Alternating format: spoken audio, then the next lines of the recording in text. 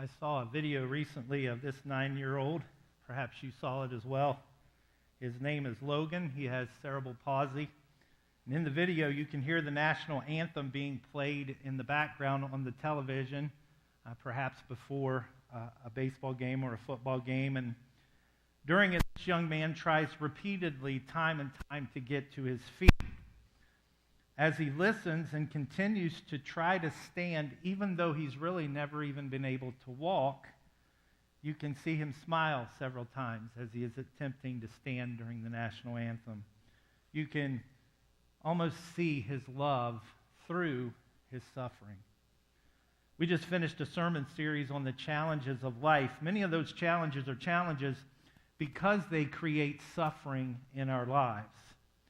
We begin a new sermon series this morning that is centered on love, because love is all we need.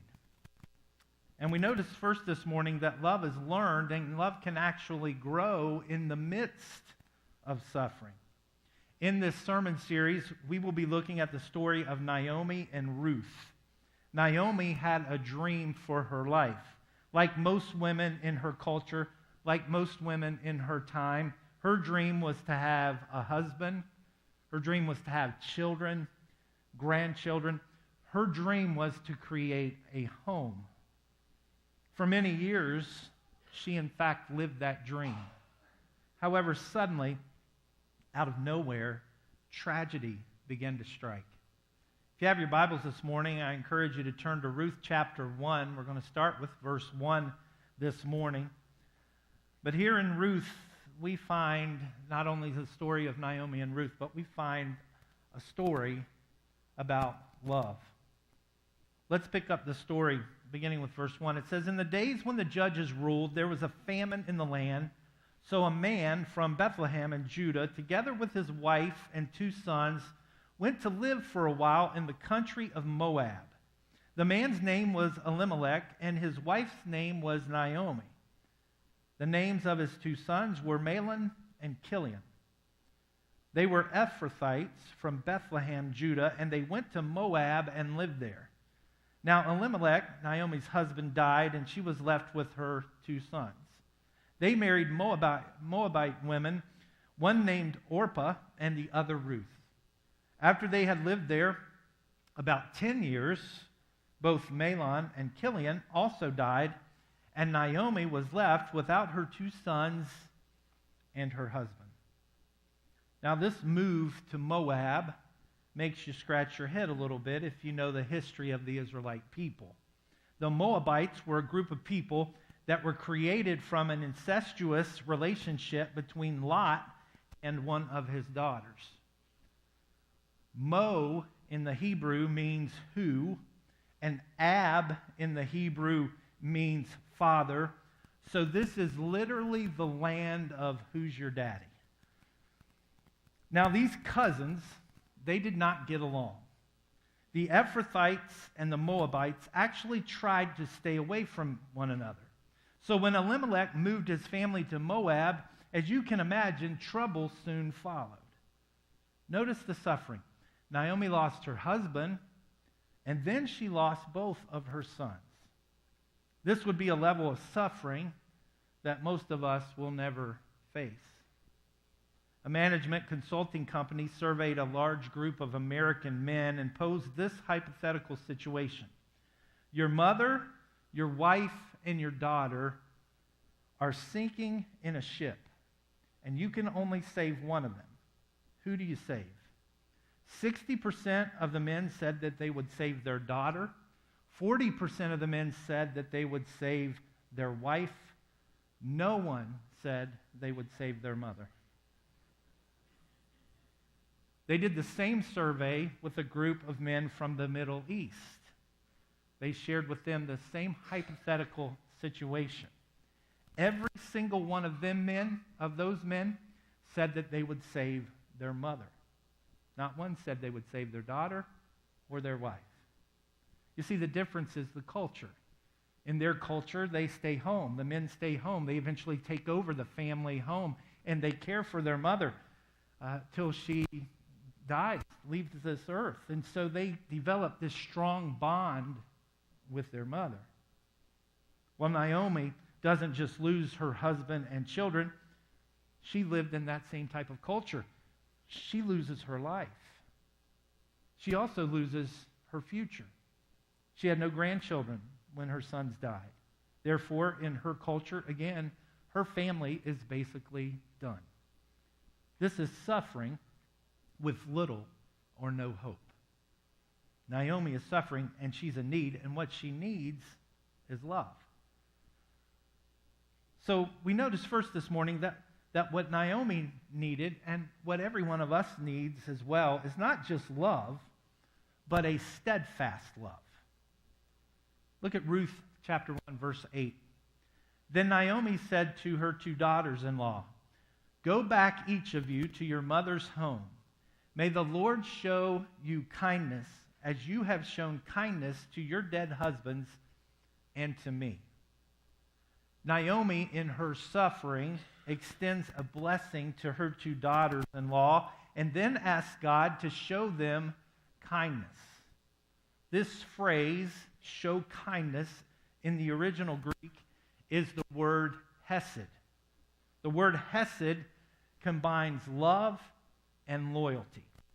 It can also be translated as a steadfast love. This is a love that loves through suffering. Someone hurts you, you still love them. Someone disappoints you, you still love them.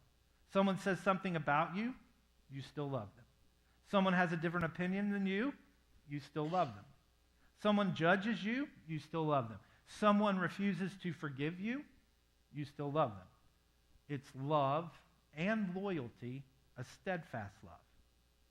You know, many people struggle to love in this way, and that's tragic, because only people who love in this way will be found in heaven. It was the steadfast love of Jesus that prepared a way for mankind to get to heaven. He loved us despite our sin, despite the way we treated him. And he demands the same love of every Christian today. The struggle for most is we're told by the world to act on our feelings. We're encouraged to be bitter. We're told by the world it's okay to seek revenge. It's okay to get even. We're even told by the world it's okay to hate. We justify a love that has no loyalty. It's a good time love instead of a steadfast love. But Jesus would teach what we find in Matthew 25, verses 43 through 45. He would teach, "You have heard that it was said, 'Love your neighbor and hate your enemy.' But I tell you, love your enemies and pray for those who persecute you, that you may be children of your Father in heaven. He causes his sun to rise on the evil and the good, and sends rain on the righteous and the unrighteous." How do you become a child of the Father in heaven? Jesus said, by having a steadfast love, a love that shows love and loyalty to Christ and enables you to even love your enemies. Having a steadfast love is so important because life is emotional, is it not? It's emotional. Life is moody. Feelings come and feelings go.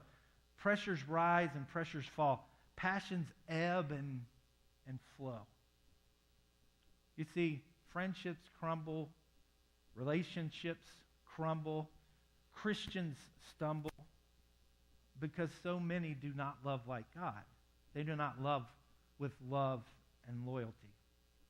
But think for a moment, if God loved us without love and loyalty, if he didn't love us with a steadfast love, as soon as we sinned, betrayed him or denied him, he would be done with us. If God loved this way, there would be no Peter. He denied Christ 3 times. There would be no Paul. He persecuted Christians. There would be no apostles, because all the disciples fled the night Jesus was arrested. They deserted him. There would be no salvation if God loved without loyalty. And yet we expect our relationships to exist with love and little or no loyalty, and because of this. So many are willing, because so many are willing to love without loyalty, many are miserable in their relationships and in dealing with other people. Which leads us to notice next, a steadfast love is a sacrificial love. You know, I believe some people in the world get this, that love is a sacrificial love, a love of love and loyalty. Last Sunday, I went to lunch with the mission speaker and the missions committee. We went to the hospital cafeteria for lunch, and I bought the mission speaker's meal. And after the meal, one of the missions committee members told me that they had set aside money for the speaker's meal and I could be reimbursed. And I said, no, I'll just cover it. I mean, it wasn't that great of a sacrifice. Our meals together were only $18.75. But I said, put that back in the missions fund. Well, listen to this. The next day, I go to Panda Express to get dinner to bring it home. And after I ordered my meal and donated the change to the charity that they were supporting, my meal came to $19. Well, when I got to the window, the lady handed me this card which says to the person working, I would like to pay for the car behind me, and please give them this card. Thank you. And then says on the other side, for me, I hope this brightens your day. Isn't it amazing? God not only paid me back for his meal, God paid me back for my meal as well. But I also thought about the person in front of me who has never met me, perhaps didn't even see who I was, doesn't know my sins, doesn't know my mistakes, doesn't know if I'm a Trump supporter or a Clinton supporter, doesn't really know anything about me, but just reached out in love to pay for my family's meal. That's a steadfast love. That's demonstrating a love that involves loyalty to people, a sacrificial love, a love that says, I will love you, sacrifice for you, no matter who you are, no matter what you've done. Notice the steadfast love, the sacrificial love Naomi has for her daughter-in-laws. Verses 9 through 13. May the Lord grant that each of you will find rest in the home of another husband. Then she kissed them goodbye, and they wept aloud and said to her, we will go back with you to your people. But Naomi said, return home, my daughters. Why would you come with me? Am I going to have any more sons who could become your husbands? Return home, my daughters. I'm too old to have another husband. Even if I thought there was still hope for me, even if I had a husband tonight and then gave birth to sons, would you wait until they grew up? Would you remain unmarried for them? No, my daughters, it's more bitter for me than for you because the Lord's hand has turned against me. Naomi is willing to sacrifice being around the only connection to her husband and sons she has left. I believe she loved those daughters-in-law with a steadfast love, a love of love and loyalty. But notice next the steadfast, sacrificial love Ruth has for her mother-in-law. Verses 16 through 18. But Ruth replied, don't urge me to leave you or to turn back from you. Where you go, I will go, and where you stay, I will stay. Your people will be my people, and your God my God. Where you die, I will die, and there I will be buried. May the Lord deal with me, be it ever so severely, if even death separates you and me. When Naomi realized that Ruth was determined to go with her, she stopped urging her. Ruth commits, did you notice, to truly love Naomi as a person. She says, where you go, I will go. Where you stay, I will stay. She is binding herself to Naomi for life. Ruth commits to truly love Naomi in her world. Your people will be my people. Your God will be my God. Ruth even commits to truly loving Naomi in death. Where you die, I will die. Where you are buried, I will be buried. She's even loving Naomi after death. That's love. That's steadfast love. The kind of love that would lower the divorce rate, that would keep families together, that would allow churches to grow with true harmony. Did you notice that Ruth brings God into her love for Naomi as well? She says, May God deal with me severely if death even separates you from me. Ruth loves God. She puts God first. Her love for others is rooted in God's love. She knows how she loves is a reflection of the love she receives from God. She states clearly that if she chooses feelings over love and loyalty, she expects God to punish her. That kind of love says, love is not God, God is love. We cannot truly love anyone else until we love God. I imagine this morning if you have drifted away from God, if your life is directed by feelings instead of love and loyalty, you're struggling in life. You're struggling to love others. You're probably on some level miserable. Which leads us to the next thing we notice this morning, and that is faith is the power of love. Remember Huey Lewis? He used to sing about it, all right? The power of love. In his song, he says, more than a feeling, that's the power of love. He goes on to sing, that's the power that makes the world go round. Love. You know, we say we love many things, do we not? We love the Buckeyes. We love a certain kind of ice cream. We love a good book. We love a good movie. We love our favorite chair. We love our job. We love our home. We love old photos. We love a certain restaurant. We love a certain vacation spot. We say we love many, many things, but we can quickly grow out of love for things. I mean, the Buckeyes could lose. Probably not, but they could lose. All right? We might get tired of our favorite ice cream. We might get tired of our favorite restaurant. Our favorite chair might wear out or break. Our job might change. Our home may start needing repair, or we might need a smaller home or a larger home. Old photos may be replaced with new photos that we seem to love even more. And we might even find a better vacation spot. There's a BMW commercial where 4 guys have just finished golfing, and they're walking back to their car, and the guy in front obviously had a terrible round because he's furious. He says, I'm done with golf. I'm done with this course. I hate this parking lot. I hate my clubs, he says. I don't know why I wear this visor, and he yanks the visor off and throws it. He said these tees are too small. Then he throws the tees, and then he just starts screaming, and at the end of his screaming, he rips his vest off, and he throws it in the back of the car. But then he goes and gets in the driver's seat, and the other 3 guys get in, and as he starts the car, he says, same time tomorrow.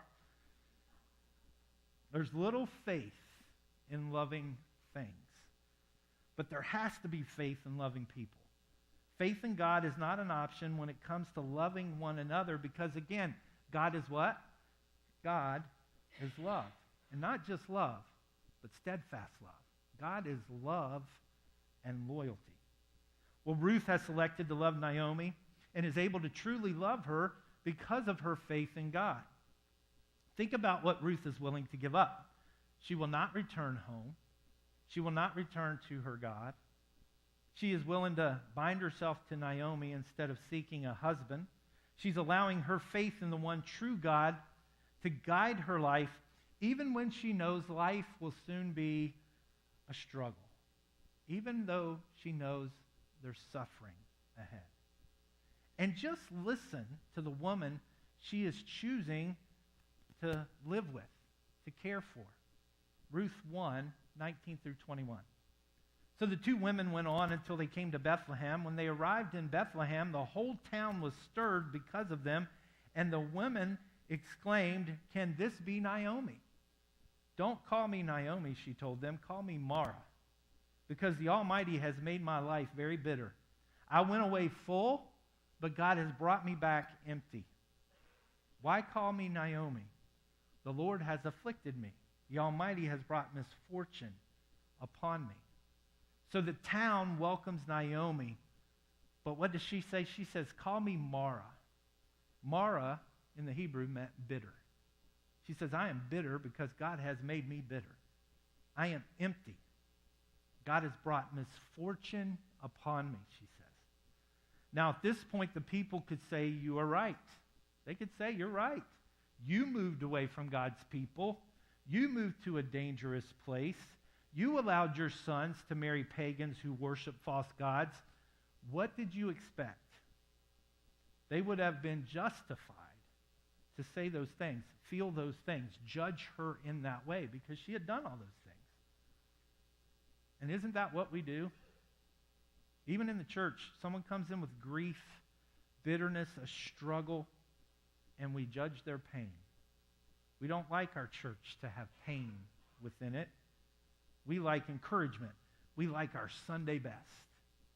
So people cover up their struggles, their suffering, their pain, and real love and loyalty is rarely capable of being shown. When I was applying for churches 6 years ago, I did an internet video with a church in Missouri.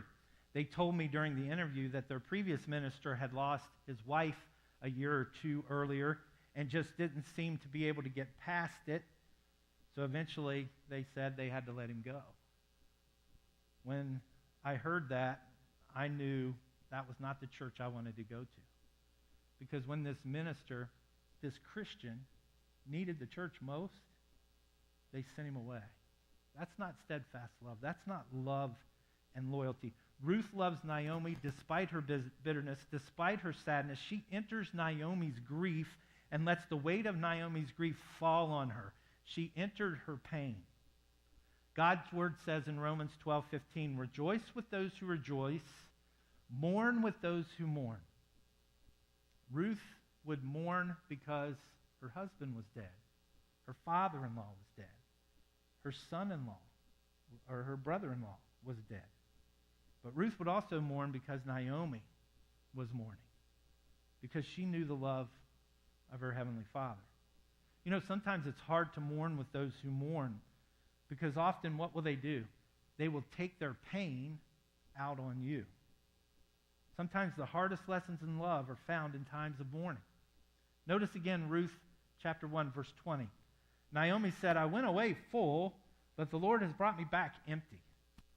Those words had to have been hard for Ruth to hear, because Naomi did not return empty, did she? She did not. She returned with her daughter-in-law. Ruth was standing close by when Naomi said those hurtful, mournful words. I read this week that one author shares that we have become too thin-skinned. He said, it's like people don't have any skin. They are all nerve endings. We often get stuck focusing on the sinful side of people. We focus on their mistakes, their misguided words. We overreact and we judge. And again, that is not steadfast love. That is not love and loyalty. Steadfast love loves through the mistakes, through the offenses, even through the hurtful words. Ruth heard those hurtful words, but she kept standing there. She kept loving Naomi. You know, often people who feel offended or oppressed, they react with anger and bitterness and hate. But as we have seen, especially in the world recently, when this type of response is given, things just get worse. They just get worse. I read this week where things have calmed down a little in Charlotte, in the Charlotte area, over the past few days especially, and many are giving credit to the churches in the Charlotte area. They're saying they stepped in and helped to calm things down. The church sharing the love of Christ, a love that is steadfast, love and loyalty, making a difference in the world. We should not be surprised by that. Paul would write, be completely humble and gentle, be patient, bearing with one another in love. Humility, gentleness, patience, putting up with one another in love, that is the definition of hesed, a steadfast love and loyalty, a God-type love. You know, anyone can love when everything is wonderful. In fact, Jesus said even the demons can do that. However, steadfast love, real love, a God-type love, loves no matter what, because that love is rooted in God's love and faith. The American civil rights leader Martin Luther King preached one of his most moving sermons on the title, Loving Your Enemies. He was in jail at the time he wrote it, in prison for daring to suggest that black people in America should be treated the same as anyone else living in America. During his lifetime, he had received death threat after death threat. He'd been maliciously accused of being a communist. His house had been bombed, and he was jailed over 20 times. Yet in this sermon, he said, hate multiplies hate in a descending spiral of violence, and is just as damaging to the person who hates as it is to the victim. But then he said, love is the only force capable of transforming an enemy into a friend, for it has creative and redemptive power. Steadfast love is the answer. All the world needs, all any of us need, is that kind of love, God's love. Well, as the worship leaders come this morning, if you have a decision to make this morning, I encourage you to step towards the source of all love, step towards Jesus, and find true love through him. If you have a decision to make, please come forward as we stand and sing this morning.